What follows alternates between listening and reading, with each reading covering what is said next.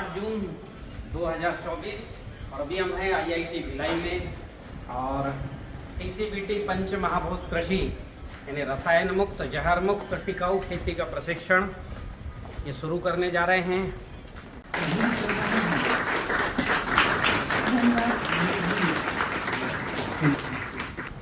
प्रकृति में जो भी निर्माण होता है वो प्रकृति में तरंगों के लेवल पर जाके होता है। यानी आपकी आंख बनना है, गर्भ में आप हैं तो तरंगों के लेवल पर आंख के बनने के न्यूट्रिशन जाएंगे तब बनेगा। तो तरंगों के लेवल पर जब निर्माण होगा तो वो पूर्ण होगा, पुख्ता होगा। तो हर चीज का निर्माण तरंगों के लेवल पर जाके होता है। वहां जाके काम नहीं करेंगे आप कभी भी कंप्लीट काम नहीं कर सकते, कभी भी वो इनकम्प्लीट रहेगा। तो मैंने खेती में हर चीज, बीज का निर्माण से लेके और उसको जिंक देना, आयरन देना, कैल्शियम देना, मैग्नीशियम देना, चाहे पंच महाभूत में वायु देना, अग्नि देना, ये सब मैंने तरंगों के लेवल पर जाके काम किया है।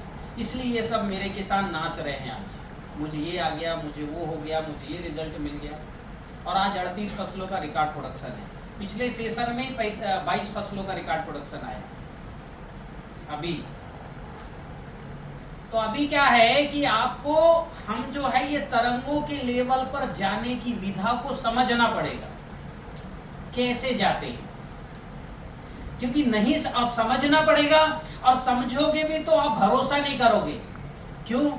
क्योंकि ये तरंग दिखते नहीं है और जो चीज दिखता नहीं उस पर भरोसा नहीं करता आदमी। करता है क्या? हाँ, जैसे अब ये बिजली के तार में बिजली बह रही है ना, 150 वाट है, भरोसा नहीं करता आदमी। लेकिन जब बल्ब जल जाता है तब कहता हाँ कुछ तो है। अभी मोबाइल से फोन का हमने किसी घंटी किया और जो नंबर है, जैसे मेरा नंबर जो है 96 44 61 72 16 मेरा नंबर है। अब कोई ये अमेरिका से भी कॉल करे तो मेरी फोन बजेगा क्या आपका? और दुर्ग से भी करे तो अमेरिका से भी वो फोन आने में उतना ही सेकंड और दुर्ग से भी फोन आने में यहाँ उतना ही सेकंड।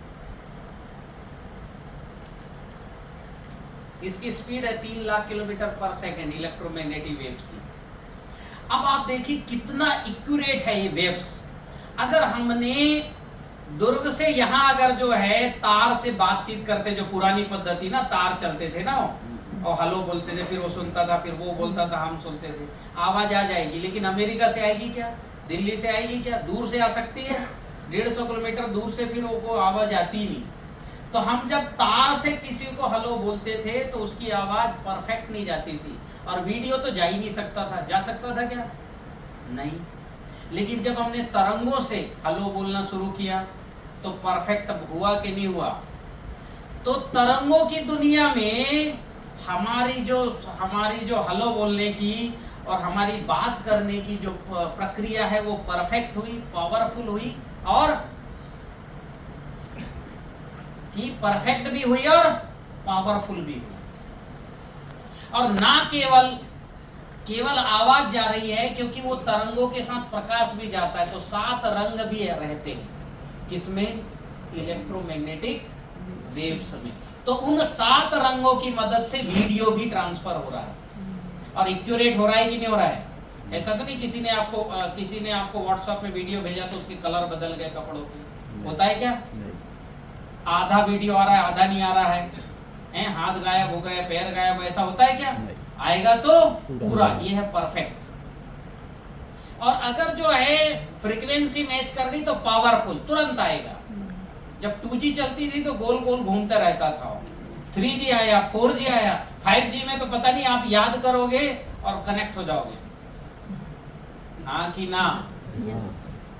तो ये है तरंगों की दुनिया जो पावरफुल और परफेक्ट है।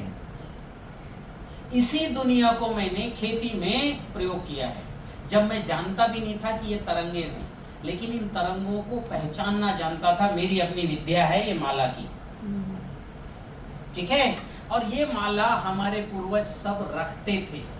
वो इसलिए नहीं रखते थे कि इससे शोभा बढ़ती थी, इसलिए रखते थे इससे वो तरंगों को जांचते थे। इसलिए हर हमारे ऋषि मुनि माला या तो पहन के रखते थे या हाथ में पहनते थे। क्यों? आपने क्यों पहनते थे? आपने देखा होगा जो मोटरसाइकिल सुधारता है मैकेनिक, वो 17 नंबर माला ऐसे खींच के ही रखता है। हाँ कि ना? नहीं रखता है क्या? वो यही रखेगा। क्यों? उसको पता है कब नहीं इसकी जरूरत पड़ जाए। तो ये 17 नंबर का माला ही ये जो है वो पाना ही है जो इस प्रकृति के तरंगों को जांचना है। कई तरह की तरंगे हैं, आज का विज्ञान ने सिद्ध कर दिया, और इसकी फ्रीक्वेंसियां भी करोड़ों करोड़ों तरह की। अद्भुत दुनिया है।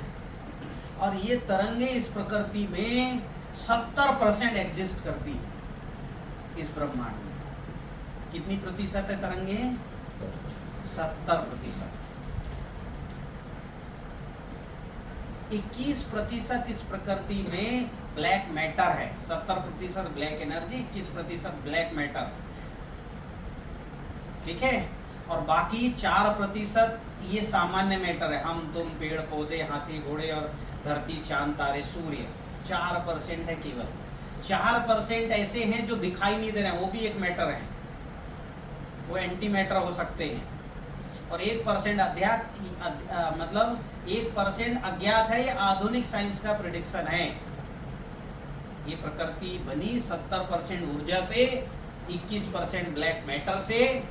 अब जो ऊर्जा है उसको ब्लैक एनर्जी कहता है आधुनिक विज्ञान। हमारे पूर्वजों ने उसको नाम दिया महाकाली।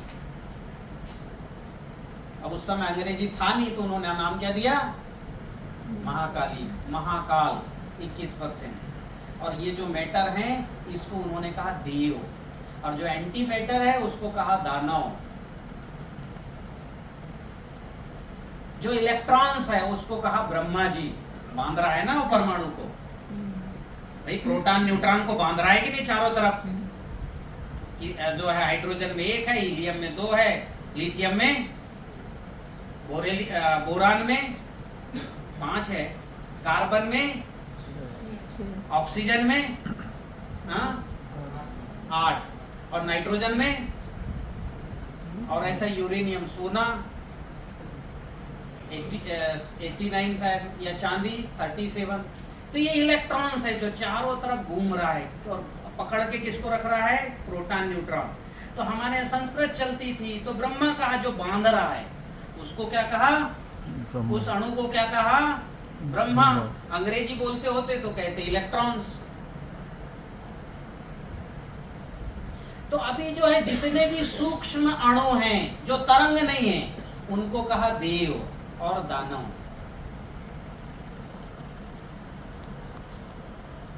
एंटीमेटर की अलग ही दुनिया है, जैसे हमारे पूर्वजों ने ग्रंथों ने कहा पाताल लोक, और मैटर की दुनिया में दोनों हैं। ठीक है? पर एंटीमेटर दानव नहीं है, पर उससे उत्पन्न ऊर्जा से उत्पन्न हुए जीव जरूर है इस प्रकृति में। एंटीमेटर नहीं है इस हमारी धरती में, पर उससे उत्पन्न तरंगे हैं इस प्रकृति में। उन्हीं तरंगों को मैं नकारात्मक ऊर्जा कहता हूँ। और उन तरंगों का प्रकृति में वो तरंग का जगह ही अलग है। जितने भी पश्चिम से आप पौधे ले, चाहे वो कोई बहुत पूज्य वृक्ष भी क्यों ना हो, उनकी तरंगे नकारात्मक है। उनके पास खड़े हो जाओगे तो ताकत खत्म हो जाएगी। पूर्णेंदु आपको अनुभव हुआ कि नहीं हुआ? हाँ कि ना? हाँ, तो आपको भी कराऊंगा। तो हमें जो है अभी इस प्रकृति में जब निर्माण करना है तो हमको इन तरंगों को पहचानना है। बनाने वाली तरंगों को भी पहचानना है जो निर्माण करते हैं, और मिटाने वाली तरंगों को भी पहचानना है, क्योंकि इस प्रकृति में निर्माण और मिटाना दोनों आवश्यक है। अब एक उदाहरण बताता हूँ। मिट्टी में कार्बन होता है, ठीक है? और मिट्टी है तो कार्बन भी होगा ही होगा, कहीं कम होगा कहीं ज्यादा होगा। उधर अमेज़न के जंगल में 5 से 6% कार्बन है। सामान्यतः जंगल में 2% है। मेरे किसानों के यहाँ 2% कार्बन है। और चंडीगढ़ में एक किसान है, उसका तो 6% है। उसने तो अमेरिका से भी जांच किया। 6% कार्बन हो नहीं सकता, भरोसा नहीं। उसने अमेरिका भेजा सैंपल, वहां से भी है, हाँ कार्बन है। हमारे जो है पंकज जी के यहाँ 2% कार्बन है मिट्टी। तो कार्बन कम ज्यादा, तो ये कार्बन जो है जड़ उठाती है और पत्ती बनाती है। फिर पत्ती बन गया तो पत्तियां हवा से कार्बन लेती है। जो है हवा में कार्बन डाइऑक्साइड होता है कि नहीं होता है? कार्बन डाइऑक्साइड मूलतः हवा की वस्तु है। और हमको जो है इन तरंगों की दुनिया में पहुंचना है। जो है प्रकृति, तरंग, फिर है अणु, देव जिनको कहा गया, सूक्ष्म अणु, अणु नहीं। तो ये जो है तरंग, फिर त्रिसरेणु, फिर रेणु, और फिर है अणु, और फिर है जीवाणु। इस प्रकृति से प्रकृति का निर्माण होता है। यहां से पहले तरंग है, फिर अगर ये बीच का 2-3 पार्ट छोड़ दिया जाए तो तरंग, अणु और जीवाणु। ये प्रकृति में सूक्ष्म दुनिया है, और ये दुनिया जीवित दुनिया का जो है सबसे बड़ा भाग है। जितना इस धरती में आबादी है 7 अरब, उतनी आबादी सजीव मिट्टी में 1 ग्राम में होती है। बरगद या पीपल के नीचे की मिट्टी उठाएंगे तो उसमें 7 अरब जीवाणु हैं। हमारे टीसीबीटी के जो किसान हैं उनके खेत की मिट्टी भी उठाएंगे तो 7 अरब जीवाणु हैं। कितना ग्राम मिट्टी में? 1 ग्राम। 1 ग्राम। तो इधर दुनिया की आबादी एक तरफ, वहां जीवाणुओं की आबादी एक तरफ। आप सोचो कितने जीव हैं, और उन जीवों में भी वही आत्मा है जो हमारे अंदर है, और उनमें भी जो है पति पत्नी, बच्चे, कॉलोनी जिसको बोला जाता है CFU, वो सब है, और उनके भी सुख दुख हैं। ठीक है?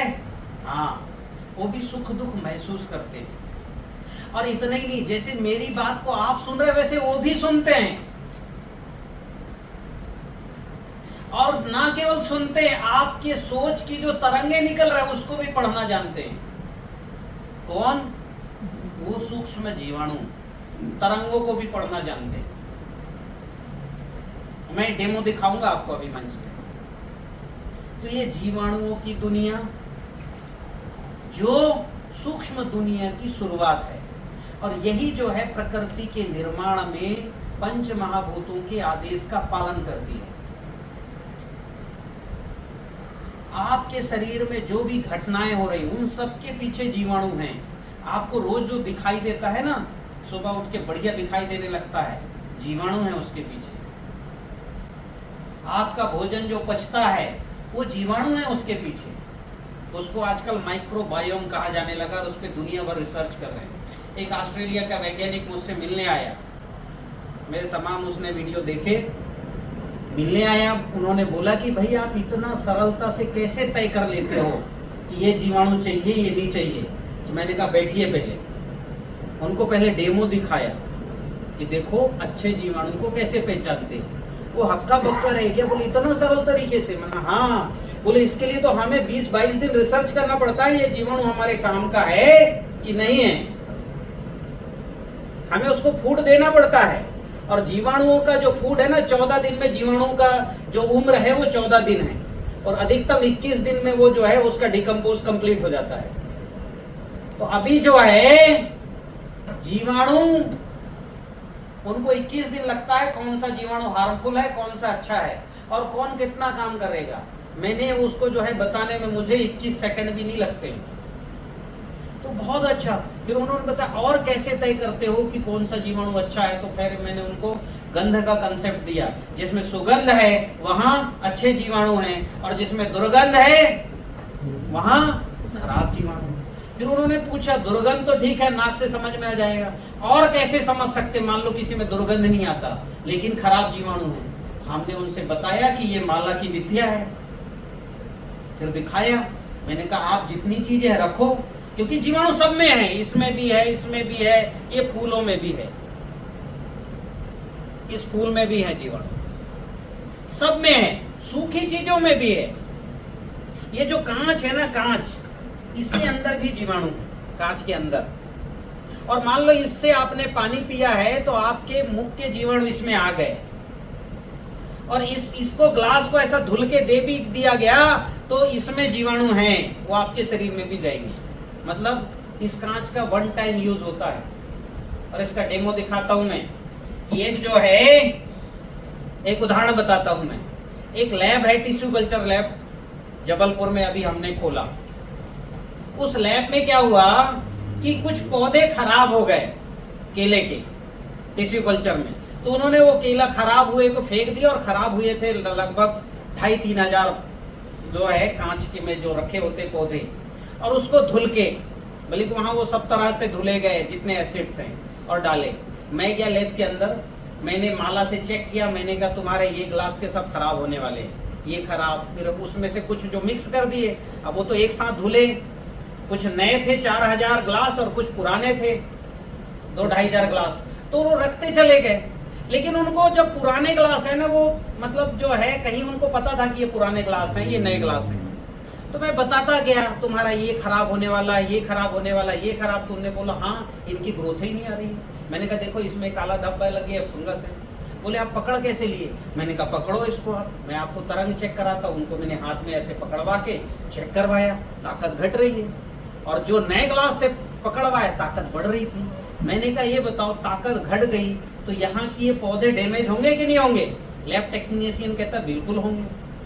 तो मैंने कहा रख लो कुछ दिन, छाट के अलग रखवाया, पूरे 2,500 के 2,500 पौधे बीमार हो गए और ग्रोथ नहीं हुई, वो सेकंड टाइम फेंकना पड़ा। हमने कहा ना केवल पौधे फेंको, ये जो कांच के ग्लास हैं ये भी आपको फेंकने पड़ेंगे, क्योंकि आपके केमिकल ऊपर ऊपर धुल सकते हैं, अंदर जाके धुलेगा क्या? इस कांच के अंदर उनकी फंगस की कॉलोनी बन चुकी, अब उसके अंदर रखा पौधा भी डैमेज होगा। ऐसी हमारी खेत की मिट्टी, आपने मिट्टी में पिछले 200 साल, 200 तो नहीं 150 साल से फंगस डाल रहे हो, और डालने के बाद आके और जो है पड़ोसी किसान को बोलते हो कि मैंने इतना खाद डाल आया, और वो खाद है FYM, कच्चा गोबर, अध पका गोबर, जिसको आप खाद समझते हो, ये है बर्बाद। मैंने कैसे समझा? तरंगों की दुनिया में जाके मैं देखता हूँ इसलिए समझा। आप कैसे समझोगे? जीवाणुओं की दुनिया में जाके समझो। जिसने भी गोबर, कच्चा गोबर समझ गए कि नहीं समझ गए? मध्य प्रदेश में घूरा कहते हैं, छत्तीसगढ़ में क्या बोलते हैं? घूरा बोलते हैं ना। अब ईमानदारी से बताओ उसमें सुगंध आता है कि दुर्गंध? पक्का दुर्गंध, मतलब फंगस के जीवाणु उसमें हैं, निगेटिव एनर्जी, दुर्गंध है ना। 5 तरह की निगेटिव एनर्जी, उसमें एक है दुर्गंध। उसको खेत में डाले, अब उसको चूंकि दुर्गंध है तो वहां उस गोबर को खाने दुर्गंध खाने वाले ही जीव आएंगे, सुगंध खाने वाला जीव उसको नहीं खाएगा। सूखा है तो उसको खाने दीमक आएगा, क्योंकि दीमक ऐसे जीव को खाता, मतलब जो सूखा कार्बन को खाता है। अब चाहे वो निगेटिव रहे पॉजिटिव, दोनों को खाता है। लेकिन अगर दुर्गंध खाने वाला होगा तो आपके खेत में वो दीमक बढ़ेगा जो थोड़ा जो है, जिसका जो पूंछ है वो मतलब वो जिसका वो शरीर थोड़ा छोटा होता है, और हल्का सा उसमें जो है ना कालीमा रहती किनारे किनारे, हल्का सा, और अलग ही उसका होता है। दोनों तरह के दीमक में दिखाऊंगा। तो गोबर को खाने दीमक आता है कि नहीं आता है? हाँ कि ना? और कच्चा अगर वो गोबर खेत में गीला हो गया तो उसको खाने एक केचू आएगा जिसकी मुंडी लाल होगी, सामने लाल रहती और पीछे जो है हल्की काली रहती, वो वाला केचू आएगा। इसको आधुनिक विज्ञान एपिजेइक कहता है। ये भी निगेटिव केचुआ है, मतलब दुर्गंध खाने आ रहा है, मतलब हमारे खेती का काम का नहीं है। तो मैंने कहा ये नुकसान क्या करता है, तो मैंने चेक किया तो ये गोबर खाते खाते, ये ऊपर ही गोबर मिट्टी थोड़ा सा खाता है, गोबर खाते खाते थोड़ी मिट्टी अगर इसने खा लिया तो धान में ये एक तय कर लेगा इस पौधे में मुझे चढ़ना है, रोज रात में 10 बजे के बाद वो पौधे पे चढ़ेगा और मिट्टी निकालेगा, क्योंकि ऐसे जमीन में चलने से उसकी खाई हुई मिट्टी निकलती नहीं। तो किस पे चढ़ के मिट्टी निकालेगा? धान के पौधे पर, और एक ही पौधे पर चढ़ेगा रोज। और ऐसे जो है 7-8 दिन में इतना बड़ा लेयर में मिट्टी चढ़ा देता है धान में। किसी ने देखा होगा धान के पौधे में मिट्टी चढ़ी हुई, वो केचुआ ने चढ़ा है। देखा किसी ने? देखा? वो केचुए ने, वही केचुए ने चढ़ा है जो गोबर खाया है। और वो जो है वो धान पे और लेयर चढ़ा दिया तो उस पे क्या है? फिर कंसे निकलने बंद हो गए, उसकी मोटाई बंद हो गई। जब मोटाई नहीं आएगी तो बाली अच्छी आएगी क्या? केवल ग्रोथ आएगा, मोटाई नहीं आएगी तो बाली भी कम निकली और उसके कंसे नहीं आए। नुकसान किया कि फायदा किया उस केचुए ने? तो दुर्गंध खाने वाले केचुए ने अल्टरनेट नुकसान ही किया। हाँ, उसके एसिड से, एंजाइम से, उसके पसीने से, मलमूत्र से कुछ पौधे को एसिड से एंजाइम मिल गया तो चमक बढ़ गई, कुछ प्रोटीन मिल गया तो चमक बढ़ गई, लेकिन वो भी हमारे काम का नहीं। वो चमक कैसे काम का नहीं? क्योंकि उस एसिड्स और एंजाइम में निगेटिव अणु आए, निगेटिव अणु जो पौधे को और उससे जीव को लचीला, चमकीला, आलसी और जहरीला बनाता है। कैसे? इस गोबर को सूखा है तो इस गोबर को खाने दीमक आएगा। दीमक को खाने कौन आता है? छिपकली, हाँ कि ना? या शीतलहटी, सांप जो जीभ बाहर करते हैं। ये दीमक को जो है जीभ बाहर किए, मुंह में रखे और सीधे अंदर, ये छिपकली और सांप उसको खाने आते हैं। ये छिपकली जब जमीन में खूब फैलने लग गए तो इनको खाने वो 10 फुट नीचे जो बैठा है बिच्छू और केकड़ा, वो आते हैं। उनको पता लग जाता है, सूंघ लेते हैं कि 10 फुट ऊपर छिपकली घूम रही है। वो गड्ढे 10 फुट में बिल बनाएंगे, निकलेंगे, एक छिपकली को मारेंगे, डंक मारेंगे, मरती नहीं छिपकली, बेहोश होती है। या सांप बेहोश होता है, शीतलहटी, उसको मारेंगे और अंदर 10 फुट नीचे ले जाएंगे और 30 दिन तक खाएंगे। कितने दिन तक? 30 दिन तक। अब वो 30 दिन तक मरता नहीं है, मरता तो सड़ जाता। बिच्छू के डंक मारने से या ततैया के डंक मारने से, आपने देखा होगा ततैया अपने घोंसले में इल्ली रखती है, देखा है किसी ने? वो इल्ली सड़ती है क्या? क्योंकि वो डंक मारी ततैया ने तो उसके विष से वो कल बेहोश हुई, इल्ली सड़ी नहीं। अगर मर गई होती तो इल्ली सड़ जाती कि नहीं सड़ जाती? वो तो 6 घंटे में डिकम्पोज हो जाती है इल्ली। तो ये जो है इस जहर से केवल बेहोश होते हैं। ततैया घोंसले में रखता है, बिच्छू अपने वहां ले जाता है और खाता है 30 दिन और फिर अपने आप को ढक लेता है। बिल हो गए खाली। बिल में अब कौन पलेंगे? चूहे और बड़े वाले सांप। इकोलॉजी देखिए कैसे बढ़ा। दुर्गंध आया, ठीक है, दुर्गंध जहां आया वहां पर फंगस आएगा, वायरस आएगा, रस्ट कीट आएंगे। ये भी आपने गोबर में देखा होगा, फंगस और वायरस। सफेद कलर का फंगस फ्यूजेरियम, ठीक है, काले कलर का फंगस पीथियम, लाल कलर का फंगस जो आप धान की जड़ में देखते हैं, ठीक है। तो ये फंगस पीथियम, पाइटोप्थोरा, स्क्लेरेसियम, है ना, फ्यूजेरियम, ये तमाम तरह के फंगस है, राइजोक्टोनिया, ये सारे फंगस उस गोबर में। क्योंकि नकारात्मक ऊर्जा है तो नकारात्मक फंगस, नकारात्मक वायरस, नकारात्मक जो है बैक्टीरिया, फिर उसको खाने आ रहा है दीमक, दीमक को खाने आया छिपकली, छिपकली को खाने आया बिच्छू, उसने बनाया बिल, वहां पल गए सांप और चूहे हमारी फसल खा रहे हैं, हाँ कि ना? इतना नहीं, जिसने भी कच्चा गोबर खेत में डाला तो उस कच्चे गोबर में आपने देखा हो, जिस आपने खेत में बंदी में डाला वहां देखना कि माहों की शुरुआत वहीं से होगी, हाँ कि ना? हाँ कि ना? वायरस यानी वो लाल पत्ती जो पड़ती है, ब्लास्ट और ब्लाइट, वायरस कह रहा हूं, ब्लास्ट और ब्लाइट की शुरुआत वहीं से होगा जहां आपने वो जो है ट्रैक्टर से गोबर डाला है। वहां के पौधे बढ़ेंगे जरूर, पर वायरस, फंगस और रेड मतलब बैक्टीरिया लीफ ब्लास्ट, बीएल भी वहीं से आएगा। इतना ही नहीं, वहां कचरा भी ज्यादा होगा, हाँ कि ना? मेरी बात से सहमत है? बिल्कुल, हाँ कि ना? जी जी। सो तो नहीं रहे? नहीं नहीं। हाँ, अभी ऊर्जा जल पीना है, बाहर व्यवस्था रखेंगे, वो पी के आना है। और यहाँ जरा जो है गंध चिकित्सा की व्यवस्था भी करिए ओंकार जी जरा, है ना? जो भी हो तो कम से कम घी डाल देंगे तो यहाँ ऊर्जा रहेगा। कुछ लोग सो रहे हैं जरा, इतने महत्व मतलब अच्छा इंटरेस्टिंग है कि नहीं है? इंटरेस्टिंग, समझ रहे हो ना? मैं समझाने की कोशिश कर रहा हूँ प्रकृति कैसे बनती है। ऊर्जा गलत, सब कुछ गलत, सब गड़बड़ हो रहा है कि नहीं हो रहा है?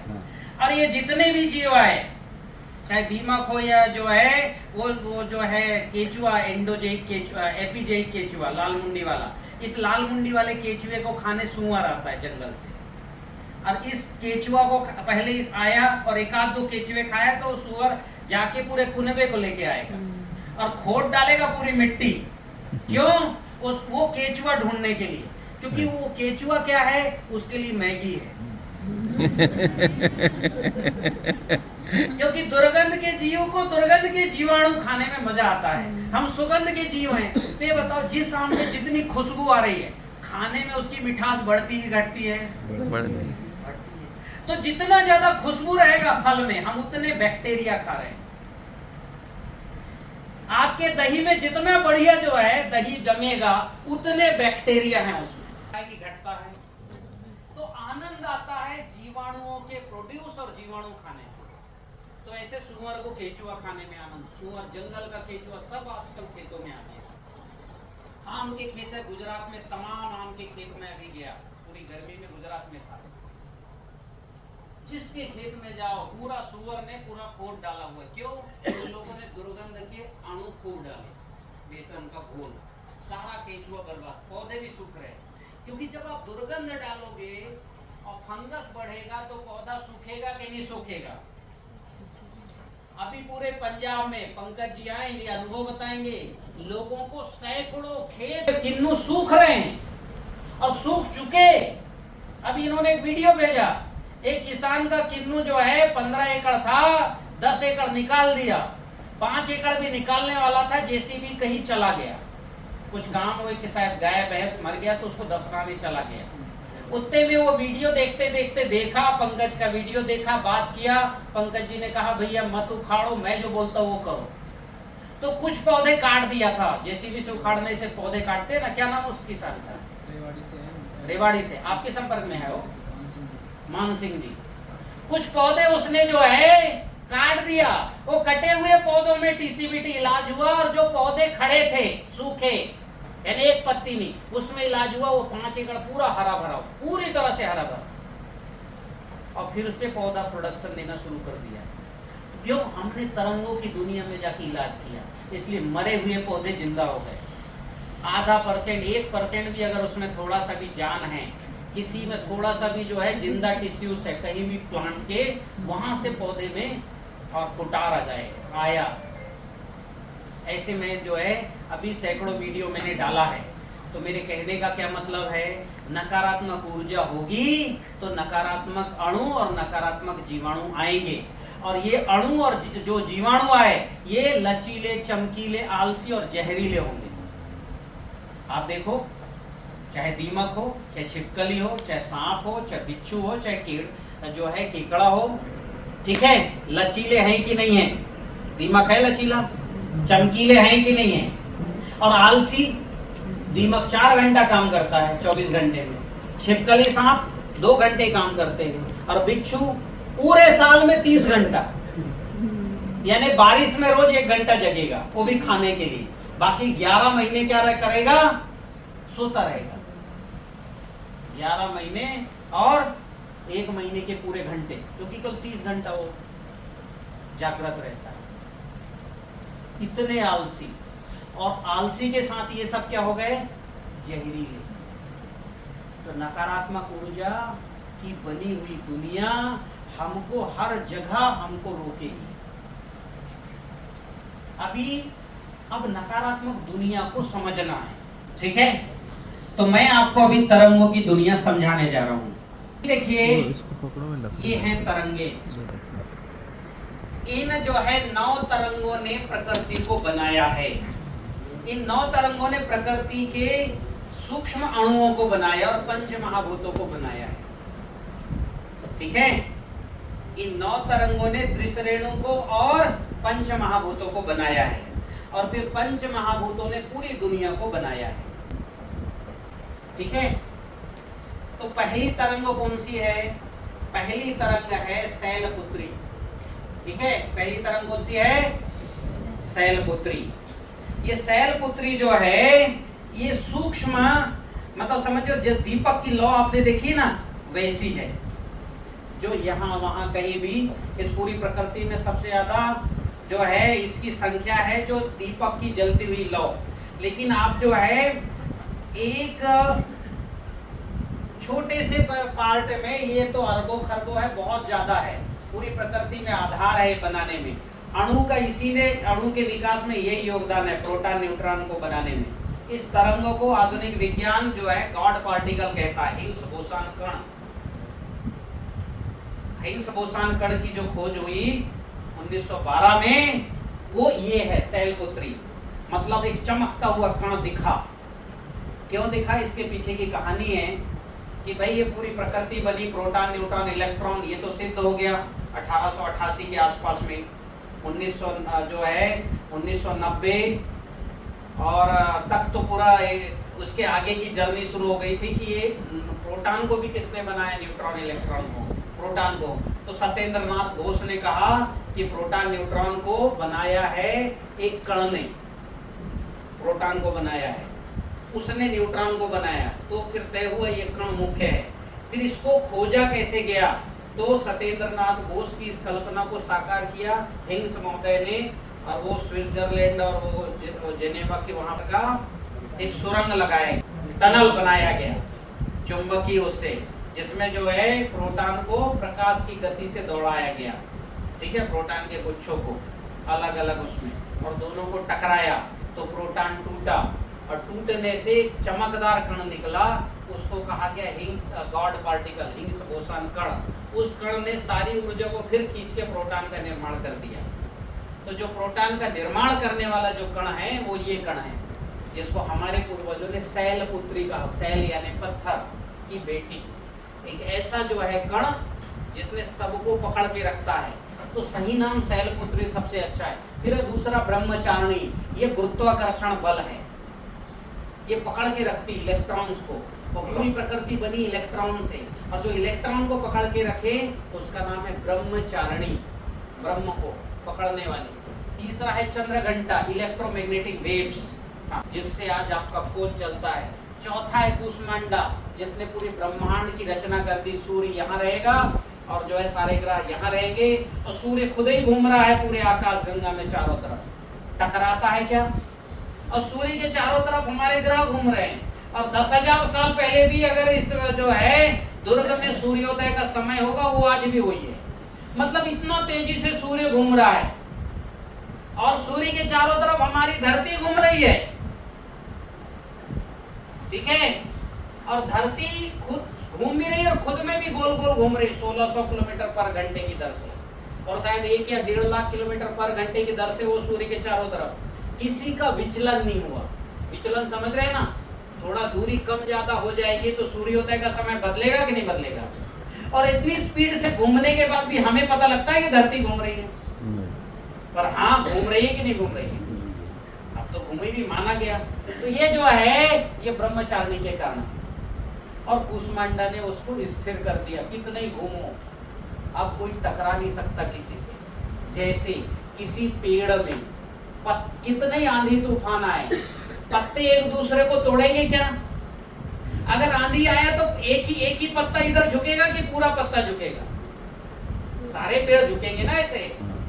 तो ये जो है इसके कारण स्थिर हुआ पूरी प्रकृति। कूष्मांडा इन्हें कद्दू के आकार में पूरी प्रकृति को स्थिर कर दिया, इसलिए नाम कूष्मांडा दिया। 5वां स्कंद माता, इसने जीवन की उत्पत्ति की। अभी देखो इन ऊर्जाओं में किसी में भी माता लगा है क्या? नहीं। माता किसमें है? स्कंद यानी एक जो है अणु के ऊपर में जीवन उत्पन्न करने वाला। आज जो अणुओं का समूह है उस समूह को कहा जाता है कि प्रोबायोटिक प्रोटीन। किससे बना? Amino acid. अमीनो एसिड के अंदर जीवन की उत्पत्ति अपने आप होती है। हमारे शरीर में रोज 14 लाख अमीनो एसिड से अणु बनते, टिश्यूज बनते हमारे शरीर में, वो ये बनाती है। बाहर से कोई आत्मा नहीं आ गई, अंदर से ही प्रकट हुआ। और हर टिश्यूज में जीवन पूर्ण होता है, पूर्ण जीवन। तो ये पूर्ण जीवन, जीवन की उत्पत्ति ये करती है अमीनो एसिड के अंदर। उस अमीनो एसिड को स्कंद, स्कंद यानी स्कंद कहलाता है पहाड़। और हमारा भी जीवन जो हमारा पहला टिश्यूज पैदा हुआ वो समुद्र में हुआ है। भगवान विष्णु का जो दशावतार आता है उसमें जो है मछली पहला जो आया कहाँ आया, कहाँ आया, समुद्र में आया कि नहीं? क्योंकि पानी के अंदर जो खारा पानी है, नमक, उसमें 87 मिनरल्स हैं। कितने? नमक में ही। और सोडियम सबको पकड़ के रखता है, जिंक, आयरन, कैल्शियम, मैग्नीशियम। कितने ही छानोगे खारा रहेगा कि नहीं वो पानी। इसलिए हम जितने भी जीवन सबको खारा पसंद है, और इसलिए हमने सारे मिनरल्स सुबह जो प्रैक्टिकल कराए किसमें मिलाए अपन ने, किसमें मिलाए हैं? कौन कौन प्रैक्टिकल में थे? नमक। किसमें मिलाया अपन ने? नमक में मिलाए। जिंक किसमें मिलाए? नमक। आयरन किसमें मिलाए? नमक। मैग्नीज, नमक। कॉपर, नमक। ये सब को पकड़ के रखने वाला है। नमक में है ये मिनरल्स, लेकिन बहुत कम है, इसलिए हमने डाल दिया। और कितना डाला? 50 ग्राम, 100 ग्राम, 300 ग्राम। ये कितने एकड़ के लिए हो जाएगा? 50 एकड़ में स्प्रे के लिए। सोचो एक छोटा सा मटका में 10 किलो नमक और ये सब हमने डाला, 50 एकड़ में स्प्रे होगा। ये वही माइक्रो न्यूट्रिएंट उत्पन्न करेगा जिनसे जीवन की उत्पत्ति होगी। तो ये जो है स्कंदमाता, फिर कात्यायनी, इनने इकोलॉजी बनाया। कौन सा जीव किस जीवाणु को खाकर जीवन लेगा। जैसे हमको प्रोटीन मिलेगा लैक्टोबैसिस से, और शेर को प्रोटीन किससे मिलेगा? हिरन के मांस से। और दीमक को किससे प्रोटीन मिलेगा? गोबर और सूखे लकड़ी से। तो कौन सा जीव किस जीव से प्रोटीन लेगा? इस प्रकृति में दो ही जो है आधार स्तंभ है जीवन के, ग्लूकोज और एक प्रोटीन। ग्लूकोज हम यूज करते हैं, मैं बोल रहा हूं ग्लूकोज यूज कर रहा हूं, देख रहा हूं ग्लूकोज, आप सुन रहे हो ग्लूकोज यूज, एनर्जी। और जो निर्माण होता है वो किससे होता है? प्रोटीन, रस, रक्त, फिर मांस, फिर मेद, अस्थि, मज्जा और वीर, यानी नए जीवन की उत्पत्ति। ये 7 चरण हैं निर्माण के, ये प्रोटीन से शुरू होते हैं। तो ये कौन सा जीव किस जीव से प्रोटीन लेगा ये तय है प्रकृति में। पेड़ पौधे किससे लेंगे? तो एसीटो जो है, मिट्टी में एक और जीव है जिसके मरने से खुशबू आती है, ठीक है? हाँ, एक जीव है, मुझे याद नहीं आ रहा अभी। हाँ हाँ, क्या बोले? हाँ, एक्टिनोमाइसिटीज, एक जीव है एक्टिनोमाइसिटीज, उससे प्रोटीन लेता है पेड़ पौधा। और वो जब मरता है तो सोंधी खुशबू आती है, वही खुशबू जो दही से आती है। अब देखो दही में कौन सा जीव रहता है? लैक्टोबैसिस मिला तो सोंधी खुशबू आई, और एक्टिनोमाइसिटीज मिट्टी में मिली तो सोंधी खुशबू आई। जीव अलग अलग हैं, लेकिन उन दोनों की तरंग एक जैसी, सोंधी खुशबू। अब वो सोंधी खुशबू से पेड़ बन रहा है, और इस सोंधी खुशबू से हमारा शरीर बन रहा है। तो सोंधी खुशबू कौन से जीव के लिए है? ये कौन से ऊर्जा ने कौन सी तरंग तय करती है? क्या नाम है इसका? कात्यायनी। फिर इसके आगे काल रात्रि। अब पूरी इकोलॉजी बन गई, पूरी प्रकृति बन गई, धरती में जो दिख रहा है इसको स्थिर करने का काम काल रात्रि करती है। काल रात्रि यानी ब्लैक एनर्जी। और इसको जो है महागौरी, ये सारी ऊर्जाएं जो है इससे निकलती है। महागौरी यानी गाय। तो गाय के अंदर ये 7 ऊर्जाएं हैं, और सिद्धिदात्री भी है। गाय के गोबर से, उसके गौमूत्र से, किसी से भी आप ये निकाल सकते हो ये 7, क्योंकि ये 7 ऊर्जाएं प्रकृति बनाती है। ये ऊर्जाएं नहीं होंगी तो प्रकृति नहीं बनेगी। प्रकृति बनाती है, शैलपुत्री अणु बनाती है, ब्रह्मचारिणी उसको पकड़ती है, फिर ब्रह्मचारिणी के बाद चंद्र घंटा इन तरंगों से को जो है एक दूसरे से, क्योंकि हम एक दूसरे से बात नहीं करेंगे तो हमारा जीवन पूरा नहीं होगा, ठीक है? हाँ, तो एक दूसरे से कनेक्ट होना। तीसरी ऊर्जा क्या नाम है? आपके चंद्र घंटा कनेक्ट करती है। फिर पौधे को, जैसे आप बीज बोते हो ना, तो जीवाणुओं को पता लग जाता है किसान ने आज बीज बोया है, वो अपना काम शुरू कर देती है। बीज भी पौधे से, उन जीवाणुओं से बात करना शुरू कर देता है, और अभी बात नहीं कर पा रहा है, इसलिए बीजों में जर्मिनेशन नहीं आ रहा है। ये प्रकृति में हर जीव बात करते हैं एक दूसरे से। जैसे हम घर में एक दूसरे से बात करके भोजन बनता है ना, पूछा जाता है आज तुमको क्या खाना है, हाँ कि ना, पूछा जाता है। पत्नी या माताएं पूछती है ना आज क्या खाना है, वो बनाते हैं। तो ये जीवाणु भी बात करते हैं। उन बात करने का माध्यम कौन है? उसकी तरंग का क्या नाम है? चंद्रघंटा। फिर कुष्मांडा, उसको जो है, और स्कंद माता जीवन देने का काम करती है। तो ये सारी तरंगे खेत में चाहिए ही चाहिए, नहीं होंगी खेती ठीक से नहीं होगी। तो ये सातों तरंग जो है महागौरी गाय के गोबर में, उसके मूत्र में, उसके दूध में, उसके दही में है, और घी में। इसको निकालना कैसे? तो ये निकाला है, निकालने की पद्धति सिखाई भगवान परशुराम। किसने सिखाई? भगवान परशुराम। और इसकी बड़ी इंटरेस्टिंग कहानी है। इस प्रकृति में निर्माण की प्रक्रिया सिखानी थी ईश्वर को, तो ये प्रक्रिया जो है ध्यान योग से, और जो है भारत की जो अष्ट सिद्धि होती है ना, तो अष्ट सिद्धि जो है सबसे पहले भगवान परशुराम को मिली। अष्ट सिद्धि, इन सबको प्राप्त करने की, शैलपुत्री कैसे प्राप्त करोगे उसकी सिद्धि, ब्रह्मचारी कैसे करोगे, चंद्रघंटा, इसका मेरा बहुत अच्छा लेख है, आज ग्रुप बनेगा तो लेख डाल दूंगा मैं, ठीक है। कि अष्ट सिद्धि सबसे पहले किसने प्राप्त की? हाँ, तो भगवान ब्रह्मा जी प्रकट हो गए कि तेरे पास, मेरे पास अष्ट सिद्धि है, तो मैंने पूरी धरती बना दी, जीव जंतु बनाए, तेरे पास भी है, तो अब क्या है, तुम अपनी अलग बनाओ, मेरे वाले से तुम कुछ खाओगे पियोगे नहीं, क्या बनाओ? अपनी अलग बनाओ, सारा खाना पीना, फल और अन्न जो भी खाना है, मेरी दुनिया का आप कुछ यूज नहीं कर सकते। भगवान ब्रह्मा जी ने किससे कहा? परशुराम जी ने, कि आपको मेरे बराबर ज्ञान। तो भगवान परशुराम जी के लिए इसमें कहा गया है महाभारत में, अग्रस्तस् चतुरो वेदा पृष्ठतम सहस्रम धनु इदम ब्रह्मम इदम छात्रम सापादपि और सरादपि।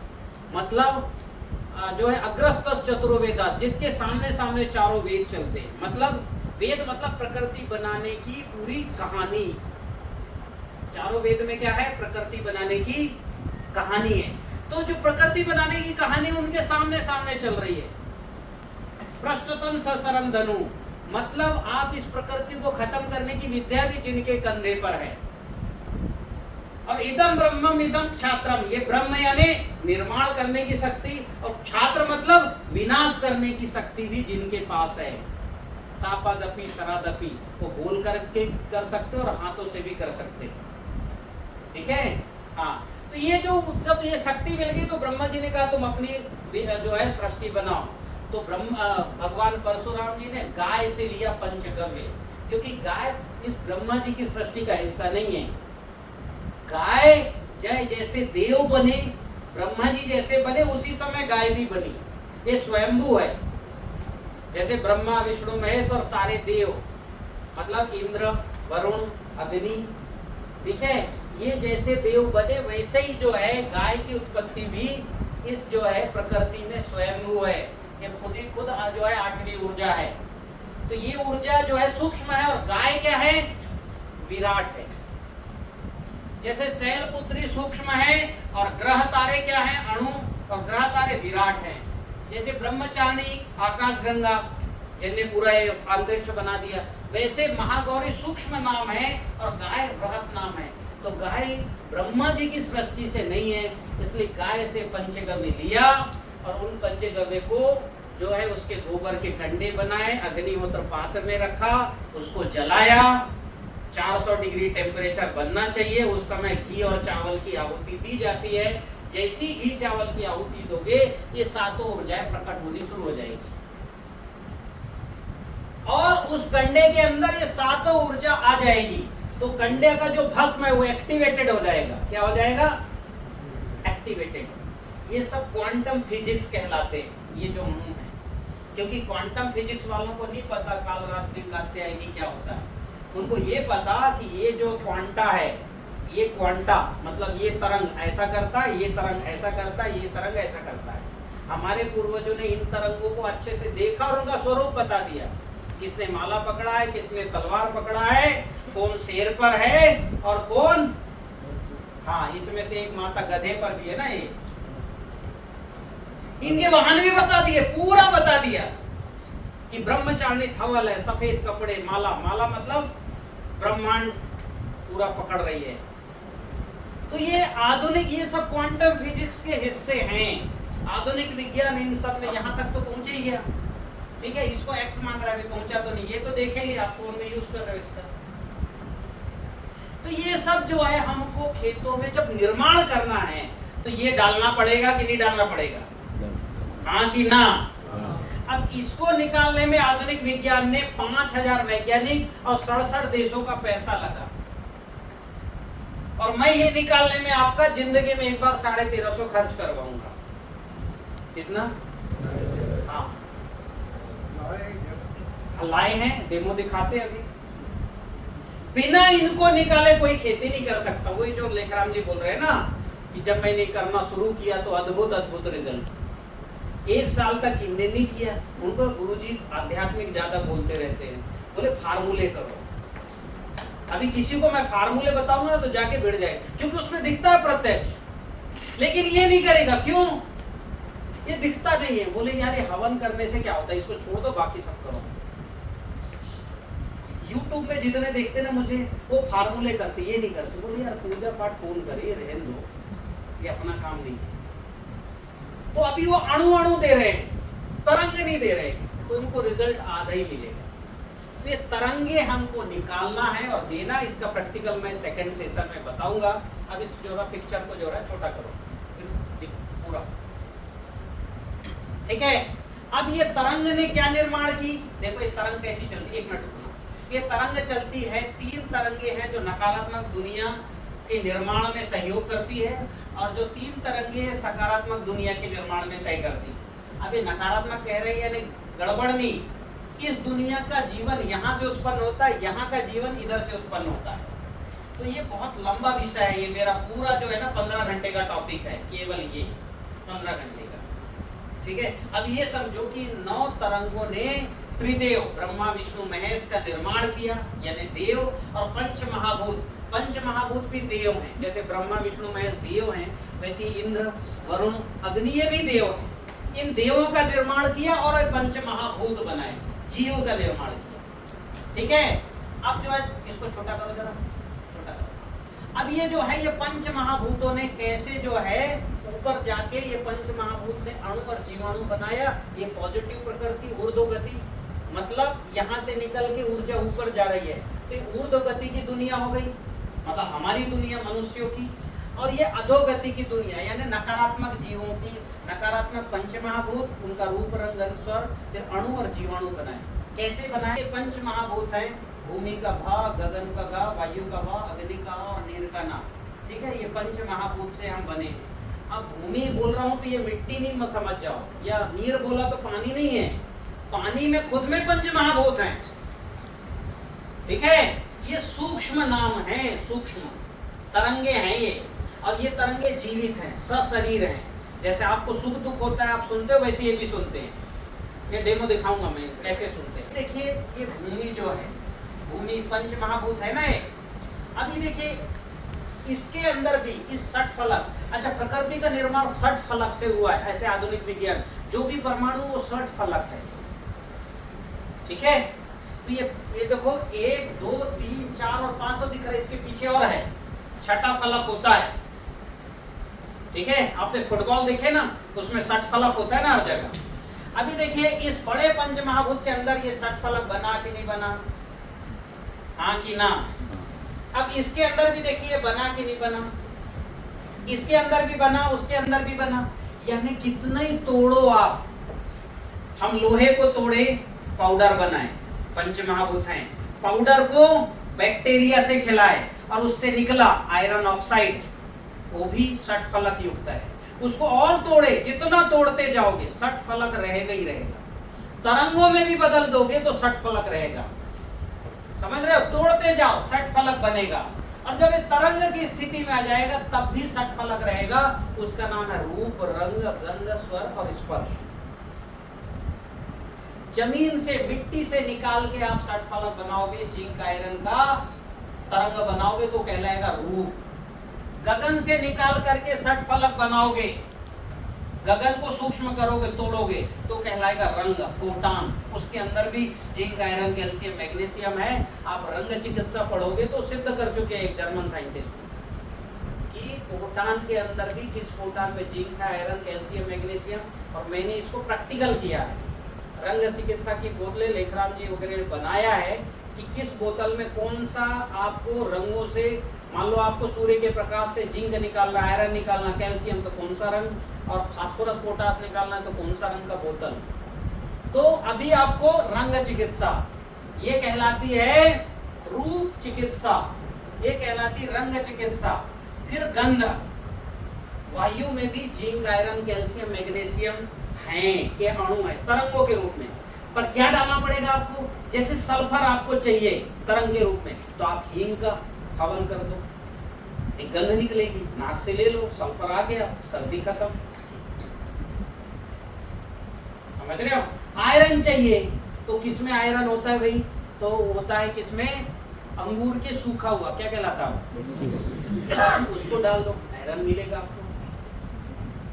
कैल्शियम चाहिए तो फूलों को डाल दो। कौन से फूल को? ये जो सफेद फूल होता है मदार का, आँख का, आपको कैल्शियम मिलेगा। मैग्नीशियम चाहिए तो अलग अलग चीजें हैं, ठीक है? तो आप कोई भी चीज को, वस्तु को हवन में डालिए। जैसे आप मिर्ची को डालेंगे, गंध आएगा कि नहीं आएगा? और उसकी गंध कितनी तीखी होगी? एक मिर्ची एक आदमी खा के जितना हाय हाय नहीं करेगा, एक मिर्ची अगर हवन कर दोगे तो 100 लोग हाय हाय करेंगे, हाँ कि ना? हाँ। तो वो मिर्ची तरंगों में कन्वर्ट हो गई, 100 लोगों पर भारी पड़ गई। कंसेप्ट समझ रहे हो? तो आप अगर जो है वायु से लोगे वो न्यूट्रिशन, तो क्या कहलाएगा? गंध चिकित्सा। अग्नि से लोगे तो स्पर्श चिकित्सा। स्पर्श यानी जब भी आप जो है, आप देखना हमारे ऋषि मुनि इधर घी डालते थे और मंत्र पढ़ते थे, घी डालते थे, मंत्र पढ़ते थे। हम भी अग्निहोत्र करेंगे और मंत्र पढ़ेंगे, सूर्याय स्वाहा, सूर्याय इदम नमः। स्वाहा और स्वाधा दो शब्द हैं। स्वाहा किससे? जो अग्नि से जैसे हमने घी डाला वो निकला और उनकी तरफ वो जैसे स्वाहा बोलेंगे। अब देखिए स्वा यहाँ से शुरू हुआ और हा यहाँ से आया, वो तरंगे आपके शरीर में भेद के अंदर चली जाएंगी। तो हमने तरंगों को अग्नि के स्वर के माध्यम से दिया। इसलिए जितने परिवार अग्निहोत्र करते हैं, आप देखिए बीमार नहीं पड़ते हो। इतना केमिकल वो भी तो खा रहे हैं, वो भी तो हमारे समाज में रह रहे हैं। 99% अग्निहोत्र प्रचारकों से मिलिए आप, जो 10-20 साल से कर रहे हैं, पूछिए कब बीमार पड़े आप। हाँ, उनको गठवा, लकवा, साइटिंग, गठवा वगैरह जरूर इसलिए हो रहा है क्योंकि गलत खा रहे हैं, क्योंकि वहां तरंग काम नहीं करता। तरंगों वाली जो है, क्योंकि तरंग अच्छी है तो बहुत सी बीमारियों से वो मुक्त है। और इतना ही नहीं, पढ़ने में बहुत इंटेलिजेंट। जितने अग्निहोत्र परिवार हैं यहाँ रायपुर में भी, एक दो आप पूछो नवनीत चावड़ा जी से, कब बीमार पड़े भैया, तुम्हारे बच्चे क्या करते हैं? बोले बच्चे पढ़े और याद हो गया। तरंगों सारा पॉजिटिव तरंग है, ठीक है? तो ये तरंग किससे निकलता है? ये तरंग अग्नि से। क्या नाम है इसका? स्वर चिकित्सा। क्या नाम है? जो यज्ञ करके जो है द्रौपदी और जो है अश्वत्थामा पैदा हुए, ये हुए कि नहीं हुए यज्ञ से? ये तरंगों से जीवन उत्पत्ति, क्योंकि जीवन तो बहुत सूक्ष्म है उत्पत्ति के लिए, तो ये तरंग। फिर नीर, स्पर्श चिकित्सा। आप जो है ना, जैसी पानी आपके शरीर से छूता है आपको कितना अच्छा लगता है, हाँ कि ना? जैसे स्नान करते ताजगी आती कि नहीं आती? स्पर्श। और जिस पानी में जितना ज्यादा ऊर्जा होगा उस पानी के नहाने में उतना अच्छा लगेगा। आप नदी के पानी से नहाइए, कल कल छल छल बहते, आनंद आ जाएगा। अब ये जो है हम आ रहे थे, पहाड़ से पानी छिड़ता है, उसका पानी हम बोतल में लाए, जैसे ही पिए नींद गायब हो गई। हमारे ड्राइवर साहब पहले वो बड़े मुश्किल से चला रहे थे, तो अद्भुत पीते ही बोले एकदम चेतना आ गई। मैंने कहा यही स्पर्श है, क्योंकि वो पानी पता नहीं पहाड़ में कहां से निकली और किधर किधर से आ रही है, कितने मिनरल्स होंगे उसके साथ। इसलिए जब गंगा जी बहती हुई आती है तो उस पानी की अलग जो है ऑरा, उसकी अलग जो है तरंगे होती है। हाँ, और सड़े नाले की अलग तरंग होती है। उसमें क्या आता है? फंगस, वायरस, इल्ली, सांप, बिच्छू, केकड़े। भाई वो नाला भी तो पानी है ना, क्यों वहां से बिच्छू, केकड़े और मच्छर पैदा हो रहे हैं? और गंगा जी का बहता आ रहा है, वो पानी पीने से स्वस्थ हो रहे हैं। तो ये तरंगे हैं। फिर जो है इसलिए स्पर्श चिकित्सा, और इसलिए जो है हमारे यहाँ जब कोई भी औषधि दी जाती है तो वो रस, उस रस के थ्रू दी जाती है। ठीक है, रस्म रसायन हो चाहे जैव रसायन हो, सब रस। और इसलिए मेरे फार्मूले सब रस वाले, इसलिए ग्रिप लगाओ। और सारी चिकित्सा पद्धति में ये रस बना, ऊर्जा जल, अणु जल, जीवाणु जल, सजीव जल, मीठा जल, सारे जल ही तो है मेरे फार्मूले। मैं इसी से जो है पूरी मतलब अपन, क्योंकि पानी ही ऊर्जा को और अणुओं को पकड़ के रख सकती है, इसलिए अपने सारे फार्मूले जल वाले हैं। ठीक है, तो ये पंच महाभूतों को हमको इनके थ्रू जो है तरंगों, इनके तरंगों को रूप रंग गंध स्वर स्पर्श को खेती में भेजना है, पानी में डाल के। अब लेकिन ये भेजना हमको हर बार पड़ेगा। अगर आप चाहते हो कि बो और घर जाके सो, इनको जीवित कर लो। अभी मिट्टी मरी हुई है आपकी, मिट्टी के पैर काट दियो आपने, गगन के सिर काट दियो, वायु की हृदय निकाल लियो। ठीक है, अग्नि की जो है उसकी भी आपने समझ जाइए कि उसकी धड़कन जो है वो आंखें निकाल लियो, और नीर उसके हाथ निकाल लियो। आपके जो महाभूत की जो भौतिक है, भौतिक महाभूत आपके यहाँ, वो सब जो है अभी अपंग हैं और कुछ मर ही गए। तो आप उनको सजीव करो, जीवित करो, फिर उनसे बात करो। आपको मिट्टी को जीवित करना 6 महीना लगेगा, अगर तुरंत में चाहिए। ठीक है, और अगर आराम से करना, क्योंकि बजट तो लगेगा, मरे आदमी को जिंदा करने में बजट लगेगा कि नहीं लगेगा?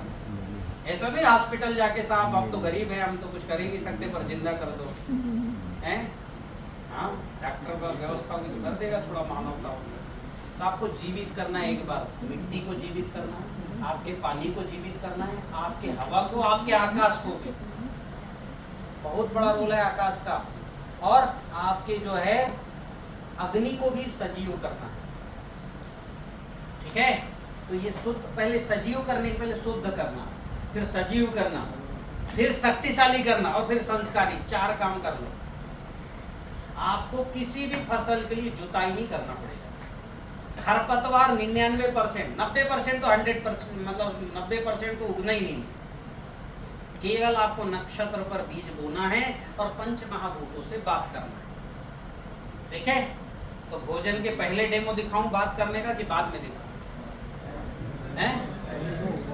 कितना समय हो गया? 1:40। अच्छा, डेमो चाहिए? एक व्यक्ति आ जाओ, पंच महाभूतों से बात करने का डेमो दिखाता हूँ। और आप जो एक बोतल, हाँ ले आने दो पहले। आप एक जरा प्लास्टिक के बोतल में पानी है किसी के पास? हाँ, ये बोतल ले आओ, इधर आओ मेरे पास। अभी देखो तरंग, ये जो इनके शरीर में जो ताकत है वो भी तरंगे हैं कि नहीं है? तरंगे है, जो भी ताकत है, एनर्जी। ठीक है, तो हम पहले इनकी तरंगे ताकत नापेंगे कितने हैं। तो हम दोनों कुश्ती करेंगे थोड़ी देर, और ये कुश्ती आप भी कर सकते हो, और सिंगल ये खुद भी कर सकते हैं। मेरे पास वो भी है कि अकेले से भी ये डेमो कर सकते हैं, 2 आदमी मिलकर भी कर। अब हम इनके शरीर की ताकत चेक करेंगे, है ना। मुट्ठी बंद करो और मेरे ताकत को ऐसा सीधे रखना, हाथ स्ट्रेट। ठीक है, ये थोड़ी घड़ी उतार दो, ये भी आपकी ताकत घटा रही है, तो थोड़ा अच्छा हो जाए जरा। ठीक है, हाँ, मोबाइल भी निकाल दो, है ना। मेरी माला का है, मैं एक बार इनकी तरंगे एक बार चेक कर लेता हूँ, है ना। कोई निगेटिव, हाँ ठीक है, अब निकाल दी, सब निकाल दी, कोई बात नहीं, कोई बात नहीं। अगर वो मोजे सिंथेटिक होंगे तो घटेगा, फिर घट जाएगा तो रोकेंगे। और इस 100% मेरे ताकत को बिल्कुल रोक रहे, बहुत ताकतवर आदमी, वाह मानना बढ़िया। अब ये जो है ये पानी, ठीक है, किसमें है? अब प्लास्टिक की तरंग निगेटिव होगी कि पॉजिटिव? नेगेटिव। पक्का सहमत है? चलिए भाई ये पानी गड्ढा खोलिए और इसको पीजिए।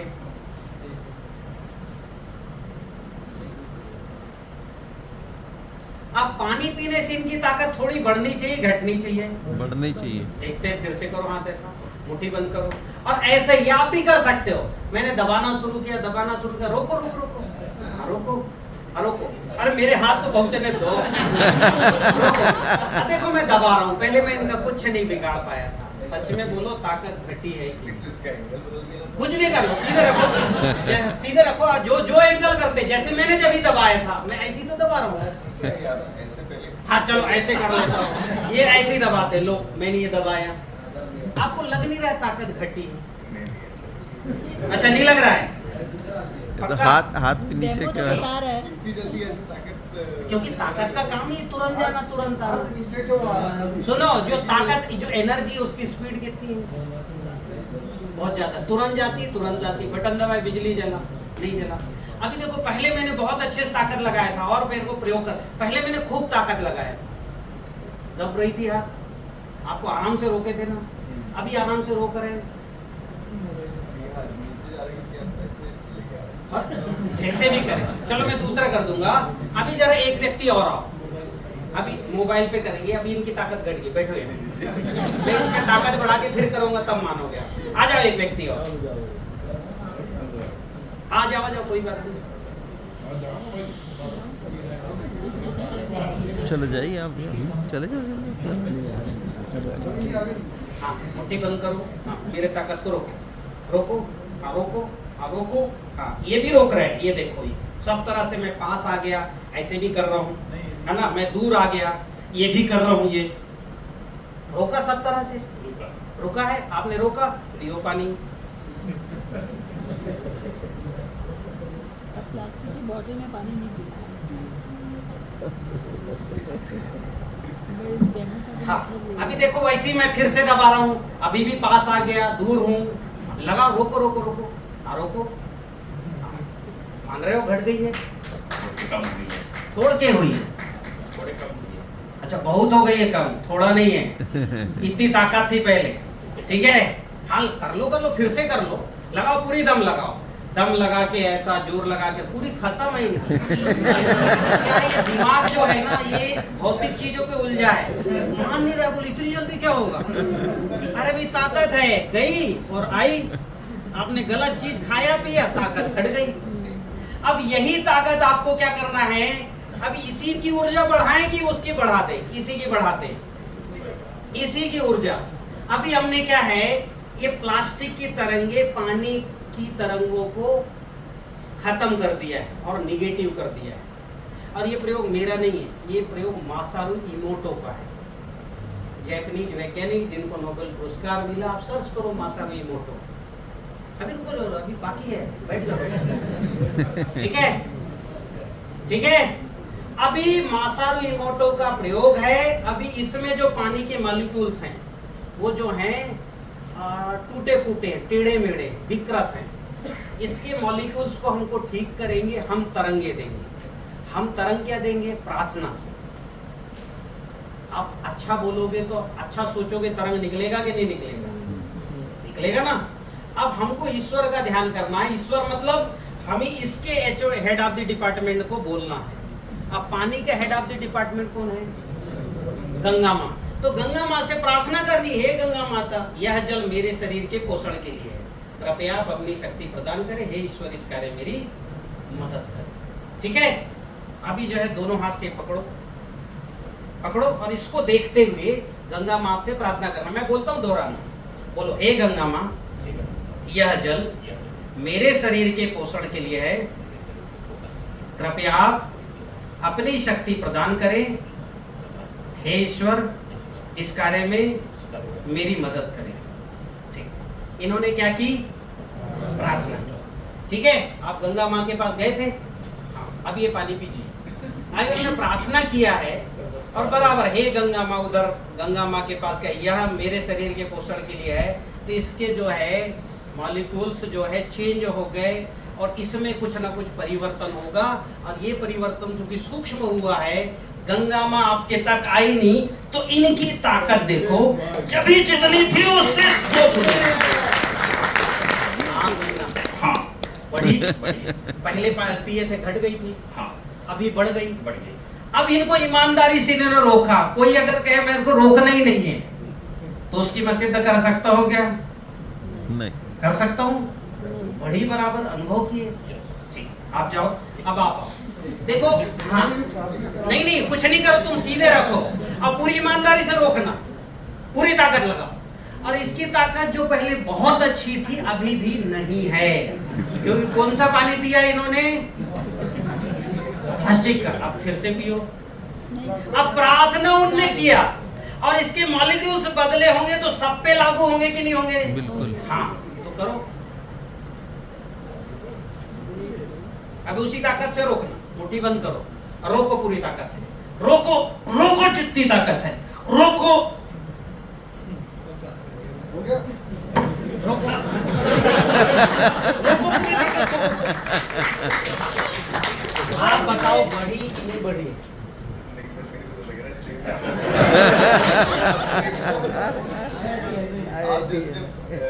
पीने के पहले जब नीचे तो अच्छा मैं नीचे खींच लेता हूँ, अभी नीचे खींचा ना, और हाँ और खींच लेता हूँ। तुम पूरी ताकत लगाना, बस अपने तरफ से मत ही करना। क्या अभी आराम से रोक रहे हो मेरी ताकत? पहले रोक पा रहे थे क्या? नहीं रोक। मैंने तो जैसे पास रह के दूर रह के सब किया, ठीक है। तो अभी क्या है, ये सब रिसर्च स्टूडेंट है, IIT वाले प्रोफेसर हैं। हाँ तो वही मतलब रिसर्च वाले प्रोफेसर है ना, ये इनको समझाने में समय लगता है। घर जाके ये एक्सपेरिमेंट दूसरे पे करना, खुद लेना नहीं अकेले भी कर सकते, जैसे आप ये पानी ऐसे कुर्सी में बैठो, ठीक है, अकेले कैसे कर सकते हैं? जी, जी, ऐसे बताइए। बैठो, एक 10 लीटर का बाल्टी रखो और उठाओ, सीधे ऐसे उठाना, 5 लीटर 10 लीटर, समझ में आ जाएगा हमारी ताकत कितनी है। फिर प्लास्टिक से पानी पीना, और ऐसे निगेटिव कई चीजें हैं, और भी मैं कल तक 10 चीज आपको बता दूंगा। ये कुछ भी प्रयोग करना, फिर उठाते ही नहीं बनेगा, उठा ही नहीं सकोगे, पूरी ताकत लगा लो, ठीक है। फिर आप वापस में अच्छा चीज करो, अच्छी तरंगे ग्रहण करो। ये तरंग 5 तरह की, रूप रंग गंध स्वर स्पर्श, सुगंध से तरंग ले लो या प्रार्थना करके ले लो, ठीक है। तो आप उसके बाद फिर से आसानी से 15 लीटर उठा ले। तो ये क्या हो गया, ये वही है जैसे अभी मैंने पानी में बताया प्लास्टिक से कारण, कर्पूर्णेंदु जी को पौधे का बताया था, अभी मैं 10-15 और बता दूंगा, ठीक है। तो भोजन के बाद हम ऊर्जा विज्ञान के कुछ डेमो लेंगे।